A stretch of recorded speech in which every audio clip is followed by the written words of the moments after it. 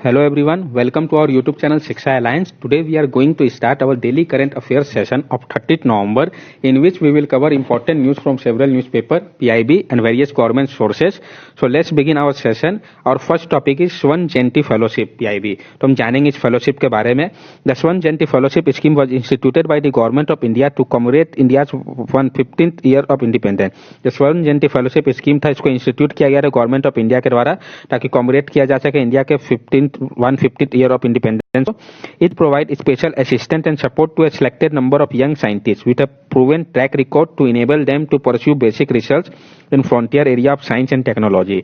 ये जो है प्रोवाइड करता है, स्पेशल मदद देता है, सपोर्ट करता है selected number of young scientist को जिनका ट्रैक रिकॉर्ड काफी अच्छा है और उनको मदद करता है कि वो परस्यू कर सके बेसिक रिसर्च को frontier area of science and technology के फील्ड पे. The award consists of a fellowship of rupees 25,000 per month in addition to the salary drawn from the parent institute along with research grant of rupees 5 lakh per annum by Department of Science and Technology for a period of 5 years. ये जो award है वो consist करता है कि fellowship grant मिलेगा rupees 25,000 का per month, साथ साथ जो वो सैलरी ड्रॉन कर रहा है पेरेंट इंस्टीट्यूशन से वो अलग होगा और रिसर्च ग्रांट इनको दिया जाएगा रुपीज 5 लाख का per annum department of science and technology के द्वारा for a period of 5 years के लिए. In addition to fellowship, grant for equipment, computational facility, consumable, contingency, national and international travel and other special requirement, if any, is covered based on merit. जो आपको fellowship मिला उसके अलावा जो grant है equipment का, कंप्यूटेशनल फैसिलिटी का, consumable का, कंटिजेंसी, नेशनल और इंटरनेशनल ट्रेवल में अगर कुछ एक्सपेंस होता है, अदर स्पेशल अगर कोई रिक्वायरमेंट है तो वो भी कवर होगा, डिपेंड करेगा मेरिट पे कि अगर वो मेरिट में फिट आता है तो उनको ये भी प्रोवाइड किया जाएगा. The fellowship are scientific specific and not institutional specific, very selective and have close academic monitoring. ये जो फेलोशिप होगा वो साइंटिस्ट स्पेसिफिक होगा, ना कि कोई इंस्टीट्यूशन स्पेसिफिक, काफी सिलेक्टिव होगा और क्लोज एकेडमिक मॉनिटरिंग होगा. यानी जिनको भी ये फेलोशिप प्रोवाइड किया जाएगा वो कोई ये नहीं है कि वो इंस्टीट्यूशन अच्छा है तो उस बेसिस में दे दिया जाएगा, साइंटिस्ट स्पेसिफिक होगा. यानी अगर वो साइंटिफिक फील्ड उसका बढ़िया होगा, उसका वर्क अच्छा होगा तो उनको सिलेक्ट किया जाएगा और उनका क्लोजली मॉनिटर किया जाएगा एकेडमिक परफॉर्मेंस को. Scientists selected for the award are allowed to pursue unfettered research with a freedom and flexibility in terms of expenditure as approved in the research plan. Scientists जिनको भी select किया जाएगा award के लिए उनको allow किया जाएगा अनफेटर्ड रिसर्च के लिए फ्रीडम मिलेगा और फ्लेक्सिबिलिटी जो उनका एक्सपेंस होगा जो कि अप्रूव किया गया होगा रिसर्च प्लान में. The project should contain innovative research idea and it should have a potential of making impact on research and development in the discipline. जो प्रोजेक्ट है वो कंटेन करेगा इनोवेटिव रिसर्च आइडिया को और उसका पोटेंशियल होगा कि वो इम्पैक्ट डालेगा रिसर्च एंड डेवलपमेंट डिसिप्लिन के फील्ड में भी. The project submitted by the selected fellows are considered for funding by the science and engineering research board as per SCRB norm. और जो प्रोजेक्ट सबमिट किया जाएगा सिलेक्टेड फेलोज के द्वारा उसको कंसीडर किया जाएगा फंडिंग के लिए science and engineering research board के द्वारा जो कि नॉर्म्स होगा SCRB के उसके अनुसार. Recently, Department of Science and Technology has selected 21 scientists for the Swan Jayanti Fellowship. और अभी हाल ही में department of science and technology ने सिलेक्ट किया 21 साइंटिस्ट को स्वर्ण जयंती फेलोशिप के लिए. नेक्स्ट टॉपिक हमारा एसेंशियल सर्विस मेंटेनेंस एक्ट. तो हम जानेंगे कि ये एक्ट है क्या, ऑब्जेक्टिव क्या है, क्यों लाया गया है. तो about essential service maintenance act 1968, the essential service maintenance act is an act of parliament of India. तो एसेंशियल सर्विस मेंटेनेंस एक्ट है वो एक्ट है पार्लियामेंट ऑफ इंडिया का. ऑब्जेक्टिव क्या है? It was establish to ensure the delivery of certain services which if obstructed would affect the normal life of people. इसको establish किया गया था ताकि इंश्योर किया जा सके डिलीवरी कुछ सर्टेन सब्जेक्ट का जिसको कि अगर ऑब्स्ट्रक्ट किया जाए तो वो अफेक्ट करेगा नॉर्मल लाइफ को पीपल के. This include service like public transport, health services etcetera. ये इंक्लूड करता है सर्विस जैसे कि पब्लिक ट्रांसपोर्ट हो गया, हेल्थ सर्विसेज हो गया कि अगर पब्लिक ट्रांसपोर्ट को इफेक्ट पड़ता है तो सबको इनडायरेक्टली डायरेक्टली इंपैक्ट पड़ेगा. अगर हेल्थ सर्विसेज डॉक्टर हॉस्पिटल में अगर इंपैक्ट पड़ता है तो उसका भी डायरेक्टली प्रभाव पड़ना है. Essential service maintenance act give police right to arrest without a warrant anybody violating the act provision. जो एसेंशियल सर्विस मेंटेनेंस एक्ट है वो पुलिस को अधिकार देता है कि वो अरेस्ट कर सकता है किसी को भी बिना वारंट के अगर कोई वायलेट करता है जो प्रोविजन है इस एक्ट का उसको. तब वाई न्यूज में क्यों आया? Uttar Pradesh government has extended the essential service Maintenance Act in the state, banning strike in all department and corporation under it for a period of another 6 months. UP government ने extend किया है essential service maintenance act को state में और ban किया है कि strike किसी भी डिपार्टमेंट और कॉर्पोरेशन में नहीं होना चाहिए for a period of another 6 months के लिए. Implementation. The ESMA is a law made by the Parliament of India under the list number 33 in concurrent list of 7 Schedule of Constitution of India. जो Essential Service Maintenance Act है वो law है जो कि बनाया गया था पार्लियामेंट के द्वारा अंडर लिस्ट नंबर 33 पे कॉन्करेंट लिस्ट में 7 schedule of constitution of India के ये है. Although it is very powerful law, its execution rests entirely on the discretion of the state government. Each state in the Union of India hence has a separate state essential service maintenance act with slight variation from the central law in its provision. This freedom is accorded by the central law itself. कि ये जो law है काफी powerful law है, लेकिन इसका जो execution है वो इंटायरली डिपेंड करता है स्टेट के डिस्क्रिप्शन पे, क्योंकि हर एक स्टेट जो कि यूनियन ऑफ इंडिया का उसका separate state essential service maintenance act है जो कि वेरी करता है स्लाइटली सेंट्रल लॉ के प्रोविजन से. ये जो फ्रीडम है दिया गया है सेंट्रल लॉ के द्वारा ही. जेन्युइन से बात है, किसी स्टेट के लिए कोई चीज इसेंशियल होगा, किसी स्टेट के लिए कुछ अदर चीज इसेंशियल होना है, कुछ बेसिक चीज होगा जो कि ऑल ओवर इंडिया के लिए कॉमन होंगे, लेकिन बाकी वेरी करेंगे. इसी कारण उनको फ्लेक्सिबिलिटी दी गई है. नेक्स्ट टॉपिक हमारा इलेक्ट्रॉनिक वैक्सीन इंटेलिजेंट नेटवर्क. तो हम जानेंगे कि इलेक्ट्रॉनिक वैक्सीन इंटेलिजेंट नेटवर्क है क्या, इसका ऑब्जेक्टिव क्या है, इसको इंप्लीमेंट किसके द्वारा किया जा रहा है. The government is using EVIN Electronic Vaccine Intelligence Network in associated with United Nations Development Program to identify primary beneficiary and vaccine distribution network. जो गवर्नमेंट है वो यूज कर रहा है EVIN Electronic Vaccine Intelligence Network का किसके साथ मिलकर, यूनाइटेड नेशन डेवलपमेंट प्रोग्राम के साथ, ताकि वो आइडेंटिफाई कर सके प्राइमरी बेनिफिशियरी को और वैक्सीन डिस्ट्रीब्यूशन नेटवर्क को.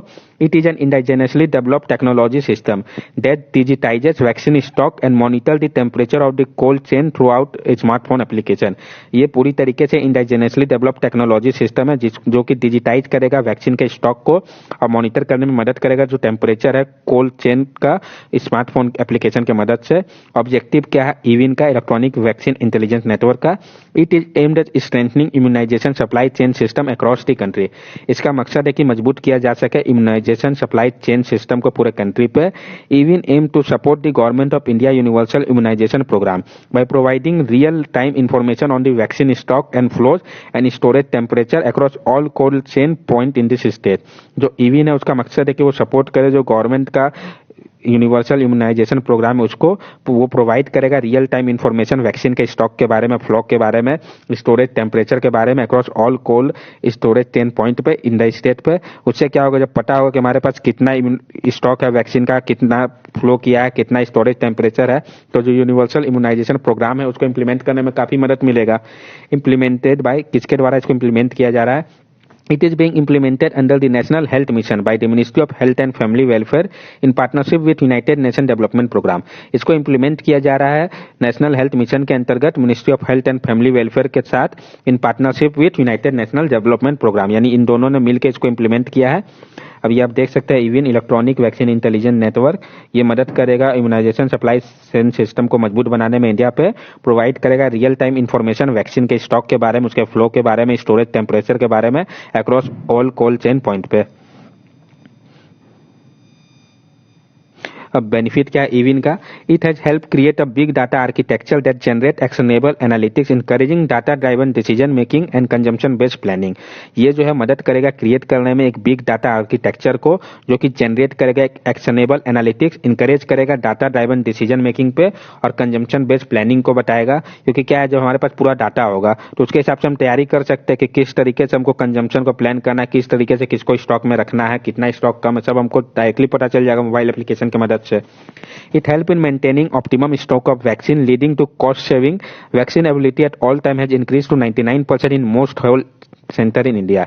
ये मदद करेगा ऑप्टिमम स्टॉक करने में वैक्सीन के. इससे क्या होगा, कॉस्ट काफी बचेगा और वैक्सीन जो एबिलिटी होगा हर एक टाइम वो इंक्रीज हुआ है 99% तक ज्यादातर हेल्थ सेंटर पे इंडिया के.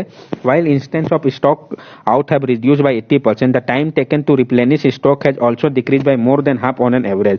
जो इंस्टेंस है स्टॉक आउट का वो काफी कम हो गया 80% तक, लेकिन जो समय लगता था रिप्लेनिश करने में स्टॉक को वो भी डिक्रीज किया मोर than half on an average पे. This has ensured that every child who reaches the immunization session site is immunized and not turned back due to unavailability of vaccine. ये ensure करेगा कि जो भी चाइल्ड जो कि जाएंगे इम्यूनाइजेशन सेशन साइट पे इम्यूनाइजेशन के लिए तो उनको मिले वैक्सीन, ये ना हो कि उनको खाली हाथ लौटना पड़े. नेक्स्ट टॉपिक है हमारा MQ-9B सी गार्डन अनआर्म ड्रोन. तो MQ-9B सी गार्डन अनआर्म ड्रोन के बारे में हम जानेंगे. The Indian navy has inducted 2 MQ-9B Sea Guardian unarmoured drone procure from the US on lease. Indian navy ने इंडक्ट किया है 2 MQ-9B Sea Guardian unarmoured drone को। उन्होंने इसको किससे लिया है? तो यूएस गवर्नमेंट से लीज पे। The drone has a maximum endurance of 40 hours and A maximum flying altitude of 40,000 feet. जो ड्रोन है उसका मैक्सिमम इंड्योरेंस कैपेसिटी है 40 आवर्स का और मैक्सिमम फ्लाइंग एल्टीट्यूड कैपेसिटी है 40,000 फीट तक का। It has a 3600 maritime surveillance radar and an optional multi-mode maritime surface search radar। इसका 3600 maritime surveillance radar है और optional multi-mode maritime surface search radar भी इसमें है। इसके बारे में हम जान ले। The recently release defence acquisition procedure 2020 has introduce an option for leasing military platform. जो अभी हाल ही में रिलीज किया गया डिफेंस एक्विजिशन प्रोसीड्यूर 2020 का, उसके अंतर्गत इंट्रोड्यूस किया गया है एक ऑप्शन जिसके तहत हम क्या है लीज कर सकते हैं मिलिट्री प्लेटफॉर्म को। The drone can perform over the horizon long endurance medium altitude intelligence surveillance and reconnaissance mission.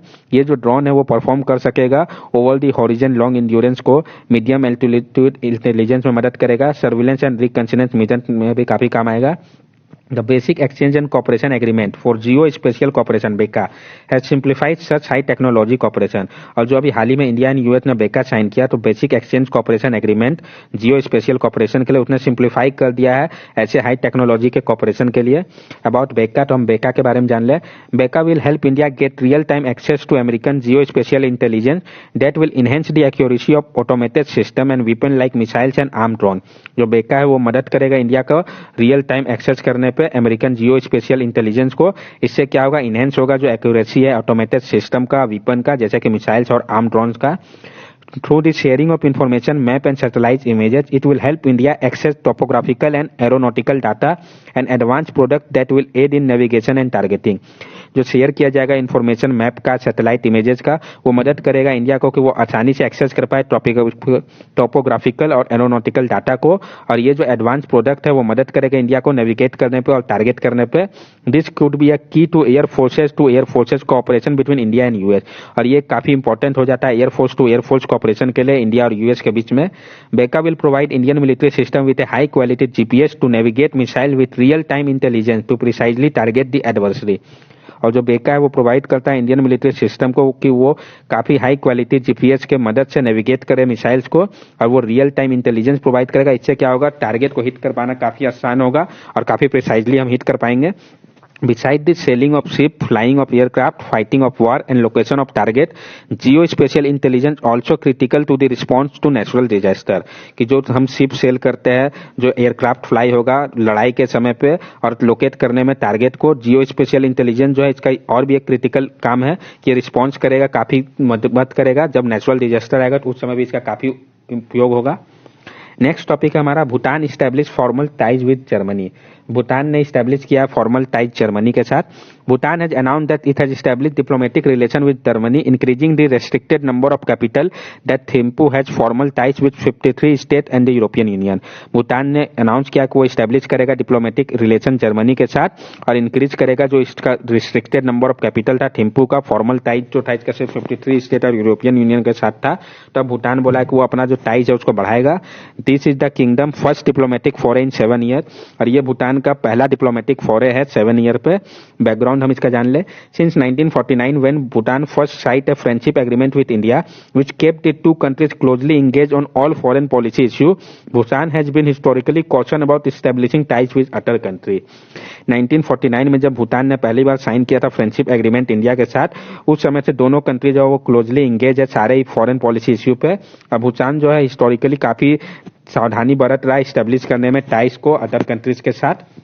Until 2007, when Bhutan conducted its first election, it has formal relation with just 22 countries, mostly donor countries such as Japan, Australia, and several Nordic countries. It also made a firm decision not to open ties with any of the permanent 5 members of UNSC, despite many requests from them, and in particular from US and China. कि until 2007 तक क्या था, भूटान जो था वो conduct किया था, जब तक भूटान पर पहला इलेक्शन नहीं हुआ था तब तक भूटान पर का जो फॉर्मल रिलेशन था वो सिर्फ 22 कंट्रीज के साथ था, जिसमें ज्यादातर डोनर कंट्रीज थे जैसे कि जापान हो गया, ऑस्ट्रेलिया हो गया और बहुत सारे नॉर्डिक कंट्रीज हो गए। उसने फर्म डिसीजन रखा था कि वो नहीं ओपन करेगा टाइज किसी भी परमानेंट 5 मेंबर ऑफ यूएनएससी के साथ, जबकि बहुत सारा रिक्वेस्ट किया गया था स्पेशली यूएस और चाइना के द्वारा कि वो अपने फर्म को ओपन करे। after the election of Prime Minister Jigme Thinley in 2008. However, the Bhutanese government rapidly increased its diplomatic force, signing agreement with 31 countries in 5 years. लेकिन जब इलेक्शन हुआ प्राइम मिनिस्टर जिग्मे थिनरे आए 2008 में, उसके बाद से भूटानीज गवर्नमेंट ने रैपिडली इंक्रीज किया अपना डिप्लोमेटिक फोर्स को और साइन किया एग्रीमेंट विद 31 कंट्रीज के साथ 5 ईयर के अंदर में ही। नेक्स्ट टॉपिक है हमारा national portal for transgender person. ये काफी इंपॉर्टेंट हो जाता है कि ट्रांसजेंडर पर्सन के लिए एक portal. Recently union social justice and empowerment ministry has launch a national portal for transgender person. तो अभी हाल ही में union social justice and empowerment ministry ने लॉन्च किया national portal for transgender person के लिए। तो किसने लॉन्च किया? तो union social justice and empowerment ministry ने लॉन्च किया है launch national portal for transgender person के लिए। The portal would help a transgender person in applying for a certificate and identity card digitally from anywhere in the country. ये जो portal है वो मदद करेगा ट्रांसजेंडर पर्सन को कि वो अप्लाई कर सकते हैं सर्टिफिकेट के लिए, आइडेंटिटी कार्ड के लिए डिजिटली कहीं से भी कंट्री में। The most important benefit is that it help the transgender person to get the I card without any physical interface and without having to visit any office. और सबसे important benefit जो है उसका कि ये मदद करेगा ट्रांसजेंडर पर्सन को कि उनको आई कार्ड मिल सकता है बिना कोई फिजिकल इंटरफेस के, और उनको किसी भी ऑफिस को विजिट करने की भी आवश्यकता नहीं है। मतलब ऑनलाइन अप्लाई करेंगे और उनको आई कार्ड इश्यू कर दिया जाएगा। The applicant can download them from the portal itself once the certificate and I-card are issued। और जो एप्लीकेंट है वो डाउनलोड कर सकते हैं पोर्टल से इस सर्टिफिकेट को और आई कार्ड को एक बार जब वो इश्यू कर दिया जाएगा तब। The right to self-perceived gender identity and the procedure to issue the transgender certificate and identity card has been defined in the Transgender Person Protection of Right Rule। जो right है सेल्फ परसीव्ड जेंडर आइडेंटिटी का और जो procedure था issue करने का transgender certificate और identity card को, इसको डिफाइन किया गया था transgender person protection of right rule में। इस कारण इसको इश्यू किया जा रहा है। गरिमा गृह क्या है इसी पोर्टल के बाद इसी के बारे में हम समझेंगे। तो under the scheme of shelter home for transgender person, Garima Griha shelter home for transgender person has been inaugurated in Vadodara Gujarat. जो स्कीम था shelter home for transgender person के लिए Garima Griha shelter home for transgender person, उसको इनॉग्रेट किया गया था वडोदरा गुजरात में। पूछ सकता है कि गरिमा गृह क्या है? तो ये जो है शेल्टर होम है किसके लिए? ट्रांसजेंडर पर्सन के लिए, जिसको कि इनॉग्रेट किया गया वडोदरा गुजरात में। तो कहाँ पे किया गया? वडोदरा गुजरात में। क्या किया गया? तो गरिमा गृह को इनॉग्रेट किया गया। ये है क्या? तो शेल्टर होम है ट्रांसजेंडर पर्सन के लिए। It includes shelter facility, food, clothing, recreational facility, skill development opportunity, legal support, technical advice for gender transition and surgery etc। ये जो है गरिमा गृह वो इंक्लूड करता है shelter facility, food, clothing, recreational facility, skill development opportunity, legal support, technical advice देता है gender transition and surgery को लेके and so on. The nodal ministry had identified 10 cities to set up the 13 shelter home and extended the facility to transgender person in associated with selected 13 community based organisation in the country on pilot basis. जो nodal ministry है इसके लिए उन्होंने identify किया है 10 cities को कि वो सेटअप करे 13 शेल्टर होम को और एक्सटेंड करे इस फैसिलिटी को ट्रांसजेंडर पर्सन को एसोसिएट करके जो सिलेक्टेड 13 कम्युनिटी बेस्ड ऑर्गेनाइजेशन है कंट्री पे पायलट बेसिस में। वो जो सिटीज है उसके कौन कौन से है? Vadodara, New Delhi, Patna, Bhubaneswar, Jaipur, Kolkata, Manipur, Chennai, Raipur and Mumbai. तो ये जो सिटीज है जहां पे ये इंप्लीमेंट किया जाएगा पायलट बेसिस में, तो वो भी इंपॉर्टेंट हो जाते हैं। कौन कौन से है? तो वडोदरा, न्यू दिल्ली, पटना, भुवनेश्वर, जयपुर, कोलकाता, मणिपुर, चेन्नई, रायपुर, मुंबई। ये जो स्कीम है वो रिहेबिलिट करेगा मिनिमम 25 ट्रांसजेंडर पर्सन को हर एक होम पे, जो कि आइडेंटिफाई किया जाएगा मिनिस्ट्री के द्वारा। नेक्स्ट टॉपिक है हमारा row over Jammu and Kashmir net ban at house panel meet. तो जो जम्मू एंड कश्मीर पर नेट बैन हुआ है उसको लेकर जो मीट पे जो रो ओवर हुआ उसके बारे में हम जानेंगे। The Jammu and Kashmir administration has extended the ban on 3G 4G mobile internet excluding 2 district of Ganderbal and Udhampur. जो जम्मू एंड कश्मीर के एडमिनिस्ट्रेटर है उन्होंने एक्सटेंड कर दिया जो बैन है 3G 4G मोबाइल इंटरनेट को एक्सक्लूड करते हुए 2 डिस्ट्रिक्ट को, गंडेरबल और उधमपुर को। Recently standing committee on information and technology meet to discuss on the issue. और अभी हाल ही में स्टैंडिंग कमिटी जो था इन्फॉर्मेशन एंड टेक्नोलॉजी का वो मीट किया डिस्कस करने के लिए इसी इश्यू को। इश्यू क्या है? The main question that the committee pose was about the status of the internet shutdown. जो मेन क्वेश्चन था जो कि कमिटी पोज करा था कि जो स्टेटस था इंटरनेट शटडाउन को लेकर, इसको लेकर सबसे बड़ा प्रॉब्लम था। As per supreme court judgement in Anuradha Bhasin case, internet service can not be suspended indefinitely. जो सुप्रीम कोर्ट का जजमेंट था अनुराधा भसीन केस में कि इंटरनेट सर्विस जो है उसको नहीं सस्पेंड किया जा सकता है इंडेफिनिटली। Following the order, the central government amended the Telecom Suspension Rule 2017 to insert Rule 2A, which specified that an internet shutdown order can remain in operation for a maximum period of 15 days जो order आया था supreme court का, उसको देखते हुए central government ने amend कर दिया टेलीकॉम सस्पेंशन रूल 2017 को और इंसल्ट किया रूल 3A को, जो कि स्पेसिफाई करता है कि इंटरनेट शटडाउन ऑर्डर जो है वो रिमेन ऑपरेशनल रख सकता है मैक्सिमम पीरियड ऑफ 15 डेज के लिए। सुप्रीम कोर्ट का वर्डिक्ट क्या आया था इससे related? The court said that all restrictive order under section 144 of CRPC and suspension of internet service in Jammu and Kashmir have to be reviewed by the administration. Court ने कहा था कि जितना भी रिस्ट्रिक्टिव ऑर्डर है अंडर सेक्शन 144 के CRPC के और जो सस्पेंशन है इंटरनेट सर्विस का जम्मू एंड कश्मीर में, उसको रिव्यू किया जाना चाहिए एडमिनिस्ट्रेशन के द्वारा। The court also laid down a framework of how the internet can be suspended and what right and legal resources are citizen has when it is suspended. Court ने यह भी कहा कि एक फ्रेमवर्क होना चाहिए कि किस तरीके से इंटरनेट को सस्पेंड किया जा रहा है और क्या अधिकार व लीगल रिकोर्स है सिटीजन के लिए जब ये सस्पेंड रहेगा। तो observation made by the court, जो ऑब्जर्वेशन किया गया कोर्ट के द्वारा on internet restriction, right to internet is a fundamental right subject to reasonable restriction included in the freedom of expression under article 19 of the Indian constitution. जो internet restriction है उसको लेके observation क्या था कि राइट टू इंटरनेट जो है वो एक फंडामेंटल राइट है, सब्जेक्ट इसका क्या है कि रीजनेबल रिस्ट्रिक्शन इसमें लगाया जा सकता है, जो कि इंक्लूड किया गया था फ्रीडम ऑफ एक्सप्रेशन में अंडर आर्टिकल 19 में इंडियन कॉन्स्टिट्यूशन का। Restriction on fundamental right could not be in exercise of arbitrary power, this freedom could only be restricted as a last resort if relevant factor have been considered and not other option are there। जो restriction है fundamental right पे वो जो है exercise नहीं करना चाहिए arbitrary power के अनुसार। ये जो फ्रीडम है सिर्फ सभी रिस्ट्रिक्शन लगाना चाहिए जब कोई ऑप्शन ना बचे, देन ओनली हमको ये रिस्ट्रिक्शन को अप्लाई करना चाहिए। Suspension of internet service इंडेफिनिटली is also violation of telecom rule, और सस्पेंड करना इंटरनेट सर्विस को इंडेफिनिटली ये वायलेशन है टेलीकॉम रूल्स का भी। What procedure does the government follow to suspend internet service? क्या प्रोसीड्यूर गवर्नमेंट फॉलो करता है सस्पेंड करने के लिए इंटरनेट सर्विस को?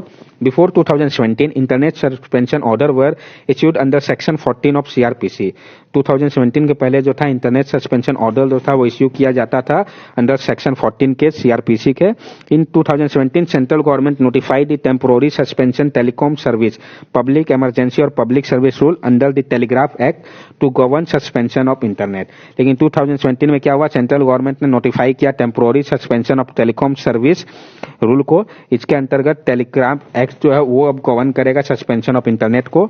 This rule derive their power from section 5 clause 2 of the Indian Telegraph Act, which talk about interception of message in the interest of sovereignty and integrity of India।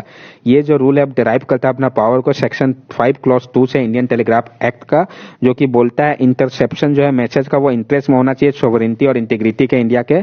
Despite the 2017 rule, the government has often used the broad power under section 144।